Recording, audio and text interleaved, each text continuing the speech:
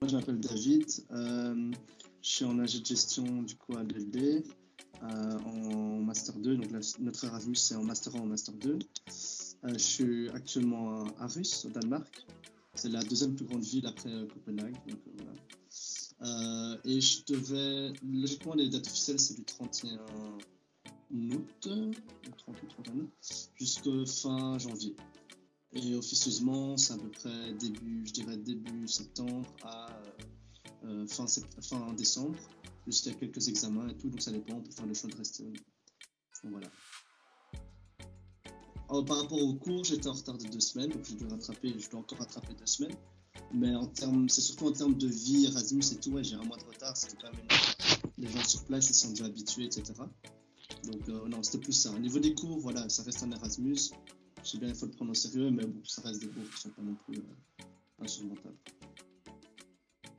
Le tout premier, c'est le choix de l'Erasmus. Bon, disons, une fois que vous avez l'Erasmus, vous le savez, vous devez choisir vos cours. Ça, honnêtement, au niveau administratif, c'est quand même une grosse charge, mais je pense que ça ne dépend pas du Covid ou non, c'est juste il y a une charge administrative vis-à-vis de la faculté d'accueil et la faculté, donc la home faculty, donc l'ULB. Donc je dirais le plus important au niveau administratif, c'est vraiment déjà choisir ses cours, et deuxièmement, c'est trouver un logement sur place. Ce que j'ai fait en fait dans l'aéroport, au moment même, j'ai relu ces documents. Ce qu'il faut, c'est s'enregistrer sur le truc citoyen. En gros, c'est pour dire que vous allez à cet endroit-là, pour qu'on soit au courant. Deuxièmement, c'est prendre avec vous un screenshot de la preuve que vous allez de pourquoi vous y allez. C'est les études, par exemple. À côté de ça, pas de masque dans les rues, pas de masque dans les magasins, il n'y a rien. En termes de confinement, c'était beaucoup moins important qu'à Bruxelles.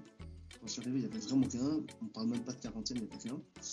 Et vers le 14-15, donc un peu après que j'arrive, une semaine après, il y a eu des mesures de restriction, et donc les bars ont fermé à 22h.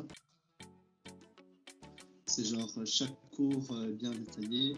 On a le matériel de course materials, on a les liens online pour les Zoom. Ils essaient d'enregistrer à chaque fois précédemment. Donc, il y a c'est quand même vachement bien mis en place pour qu'on puisse, si on veut, limite, même pas aller chaque fois au cours et être présent, quoi. Il y en a une que j'ai fait, c'est visiter un parc où il y a des animaux qui sont en liberté. On va les nourrir d'espèces de bambis, là, qu'on appelle ça l'enfant du cerf, bref. Et ça, c'est chouette. Déjà, le fait de vivre avec coloc, ça, c'est déjà une expérience. Ah oui, un bon truc que j'ai fait récemment, c'est pas hésiter à aller sur Facebook, taper le nom de la ville et events. Il y a énormément d'événements qui sont cités. Alors, on ne sait pas s'ils sont cancelled ou pas, on ne sait pas s'ils sont maintenus, mais la plupart sont maintenus, donc ça permet vraiment d'avoir une idée d'événements, même si c'est pas beaucoup de monde qui y va, d'avoir une idée d'événements. Dans notre cursus, on est obligé de partir. On n'a pas le choix, c'est obligatoire. Si je pars pas, je double. Donc c'est déjà plutôt une motivation suffisante. Au début, honnêtement, j'étais perplexe de partir, parce que si c'était pour avoir tous mes cours en ligne, honnêtement, je n'étais pas très motivé. Après, maintenant, quand je pense, j'ai des amis qui vont le deuxième quadrimestre. Bon, rien ne dit que ce sera différent déjà, ça peut être même pire.